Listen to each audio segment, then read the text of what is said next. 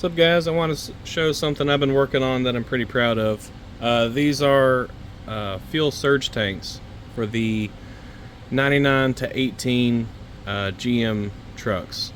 So what this does, you can probably tell, fuel pumps on a hanger.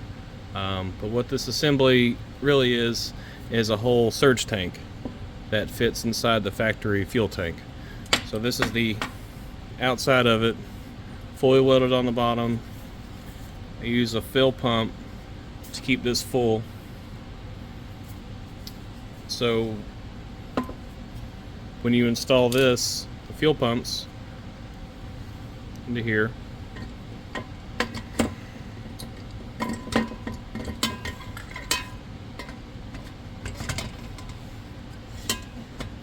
just like that. It keeps the pump submerged in fuel at all times. So it's sized to fit the larger opening of the returnless style fuel tanks. So if you have an earlier truck, you need to get one of those tanks, which they're usually pretty cheap, usually $100 or so at any salvage yard, and it's a direct swap. Just make sure you don't get a long bed or a weird crew cab tank. But anyway, so this sits on the very bottom. The fill pump keeps this full, roughly a gallon or so capacity. Absolutely prevents any type of fuel starvation or sloshing from starving the pumps. Every other fuel pump setup I've seen on the market, it's really just either just a hanger like this that's just fitting down into the tank. I mean, it might be anodized or billet or whatever. It might look pretty, but it doesn't really serve a functional purpose, because you have to keep at least half a tank of gas, otherwise you're going to starve the fuel pumps. So this prevents that. This keeps it 100% full, even if you run the tank all the way down. So keeps it full, overflows out of this hole, keep fluid at the top. As far as capacity goes, like I said, it's about a gallon. So depending if you're running gas or E85 or which pumps you're using, and how much power you're making, you have anywhere from 30 seconds to a minute of wide open throttle fuel capacity before the fluid level gets low enough to might cause an issue. Which I'll post the exact numbers, but the double setup, depending on gas or E85, I'm gonna offer these in either 450 or Walbro 525 pumps, rated anywhere from 1,000 to 1,300 horsepower. Moving on to other setups, could be anywhere from 13 to 1,800 horsepower, and just depending on how efficient your setup is, which fuel and how much power you're actually making determines how much time that you have fluid in here. I've worked out the math on it, and at something like 1,800 horsepower on the E85, with a really big pump too, I'll get to in a second, is something like 25 seconds. So if you're making 1,800 horsepower for 25 seconds, I mean, that's a pretty serious setup. All the hoses on here are the plastic hoses, so they won't split like rubber. Use the nice, I always say it wrong, but the Whittaker clamps, fully welded. The dual pump version will have a -8 AN ORB fitting. Other versions will have a -10 top fitting like this. These are all 6061 aluminum. This is a custom rollovers / spill valve that I designed. This is also the vent for the tank. So I don't know if you can see it, but there's 2 balls in there. So one of them will float in gas to prevent overfilling the tank and it spewing out. And the metal one will seal it off if you were to roll your truck, so all the fuel doesn't drain out of here. All the wires are electrically insulated from this, so it won't short out. But to connect it, I use bolts, and it's not put together fully right now, but these will be tightened all the way down. You'll use a ring terminal on top of this and another nut on top of that to secure everything. So this way I eliminate all the connectors inside here to make this less clumsy. This is the dual pump version. This is the triple pump version. Same deal as before. Either do 450 or 525 pumps. The triple version, I think it's rated up to like 1800 horsepower, which is a pretty serious setup. So, you know, it's pretty serious. Again, this is for a factory fuel tank, which the point of that is, I like the factory tank. I think it's very tough. I think it does a great job. I think it's, you know, has a good capacity, especially for like drag and drive events where you need range, and a you know, 10 or 15 gallon cell just be pretty annoying to fill that up all the time. And a lot of class rules don't allow fuel cells, so the more you can do with a factory tank, the better. And this is basically best of both worlds. You have the factory fuel tank, and you have a surge tank, so you don't have to worry about fuel slosh. But similar on this, same rollover vent valve. This has a -10 ORB fitting, which I like these because they're really flexible. You can branch off to whatever size feed or return lines you have. Same thing, 6061 aluminum. This is a custom piece I had made to combine 3 pumps to a -10 fitting, which very free flowing, works great. On the tank itself, I use a Walbro 255 as the fill pump. Reason for that is it draws very little current at 0 pressure, something like 3 or 4 amps, and so having a reliable pump like that, low power, it'll last forever, but it has enough volume to keep this thing full even with 2 or 3 of you know, 450 525s pumping out. On the return, it's a -8 AN return fitting. This is a tubing for the wiring to come all the way up. So you can see here how I get the wiring from the external pump inside this.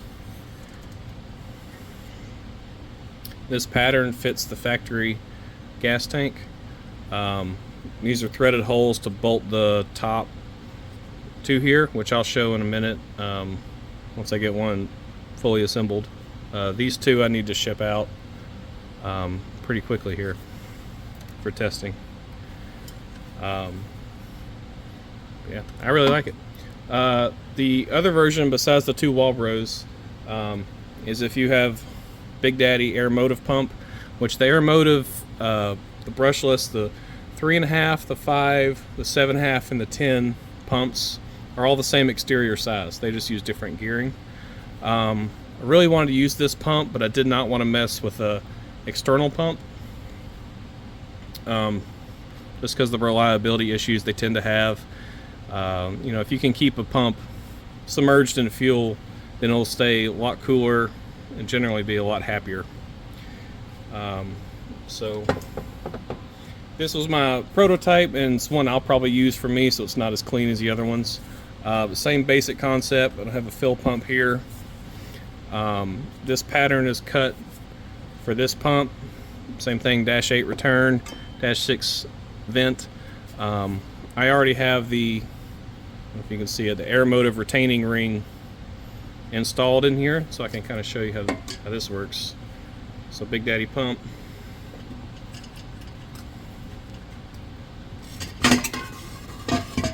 It's a very tight fit, but installs just like that.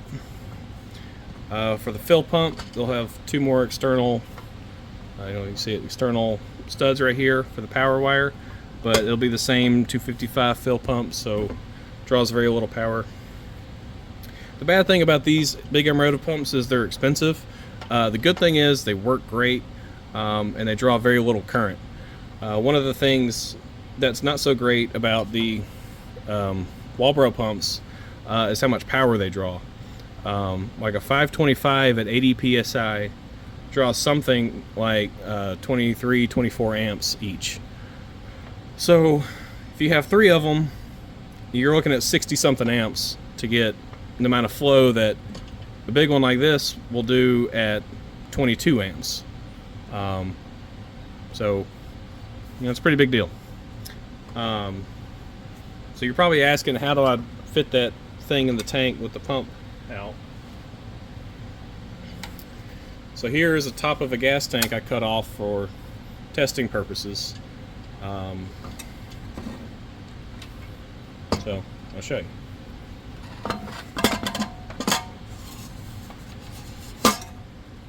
So just imagine this is still a full tank installed on your truck. That's how easy it is. So you put the lock ring on top, and you're good to go. The only thing about this setup is you can tell how close of a fit it is in there. There is not room for the fuel level sender on this itself. So the only modification you have to make is you have to drill 2 holes somewhere on this plane for the fuel level sensor. Which, as part of the kit, I include one of these. So it's a factory 04 to 06 fuel level sender, and yeah, it'll have the float on it. But it reads 40 to 250 ohms, so it'll work with the factory gauge. And similar concept as the other one. Install through here. First nut holds it to the tank, then you'll attach your wire, just usually a ring terminal, then you tighten the top nut down to hold it in place. If you have an earlier truck, you got a couple options depending which ECU you're using. You can keep this sender and switch the tables in HP tuners so it reads backwards essentially. Or if you're using Holly, you can program it to whatever. Or you can just take this sender and flip it upside down so it floats backwards basically. But this is calibrated to be at the same height as the factory sender in the tank, but if not, I have extra set of holes so you can shift this up or shift this down as needed.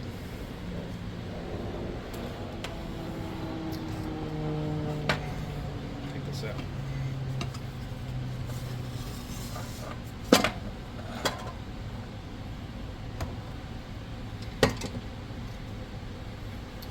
So yeah, the main thing is getting a tank that has the bigger 5-inch opening like this. So the 99 to 02 tanks that have small opening that's like 2.5 inches, that's not going to work. You got to get the big tank. Also, as part of this,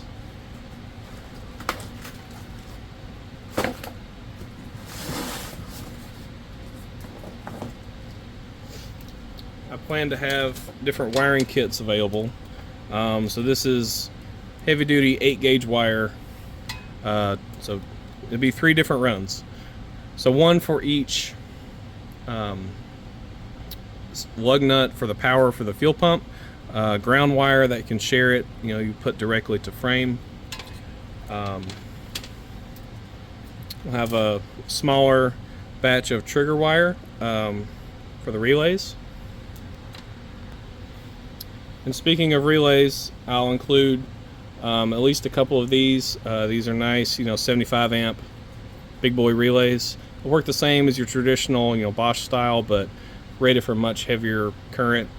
A lot of guys just have problems when they go to 2 and 3 pumps like this. Just too much current burns out relays, and that's not something you want to deal with. So 2 is overkill for this, but may as well. And also include miscellaneous connectors as needed.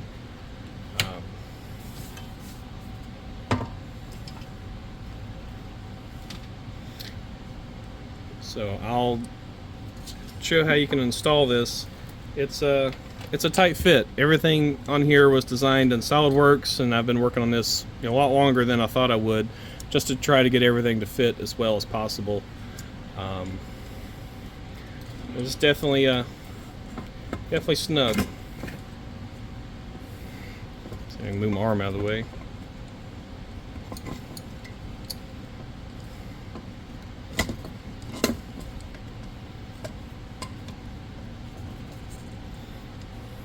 Ta-da! So once you get that installed, you can hook up the pump here, and of course it doesn't have the sock on it right now, but that'll be included. I'm gonna pause here so I can show what it looks like buttoned up. Alright, so this one's buttoned up, ready to go. So these are all stainless hardware, or this is all stainless hardware, so shouldn't have any issue with rust or corrosion. These bolts, manifold bolts, all hold it in place. There's 8 of them. They're threaded into a thicker aluminum backing plate that's welded under here. The main thing with those is don't over tighten them. If for some reason you need to take this apart, because it's aluminum, it will strip. As far as the wiring goes, there are different color nuts I put on top to help keep it organized easier. The black is the ground, so that'll be a short run to frame. The silver will be the fill pump, as well as the primary pump inside the tank. So the one that's always on. The switched one, in a dual setup, it'll be one extra pump. In a triple setup, it'll be the 2 extra pumps. Both go to the gold nut stud. Best way to turn those on is usually either a Hobbs switch, boost controller, or through Holly, or however you want to do it.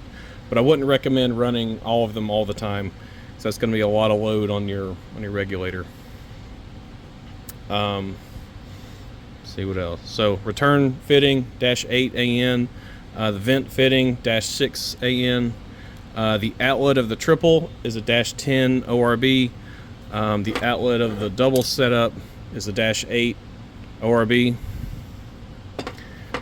If you still have the pressure sensor for the tank, the best way to integrate that is to whatever vent line you run off here, to tee it into that and just have it somewhere separately.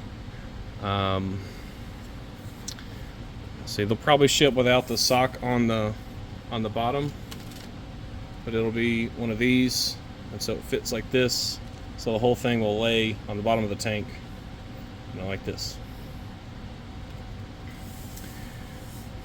Yeah, I've spent a lot of effort on this. I think it's really cool. I think it'll fill a good niche in the market, and it looks pretty sweet too. So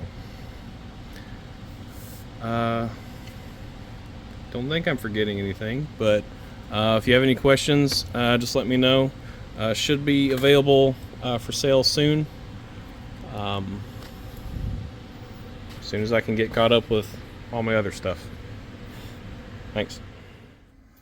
I just want to talk about these spreadsheets really quick. I don't have a great way to record sound from my computer, so I'm just recording me holding the phone to record the screen. But I made a series of spreadsheet pages to kind of analyze what each individual pump setup will do. So I just wanted to walk through it really quick. They all basically look like this. So I have 2. This is the double Walbro 450 with fill pump. So I have the pump info up here in different units. This is from like standard published Walbro stuff. So chart like this.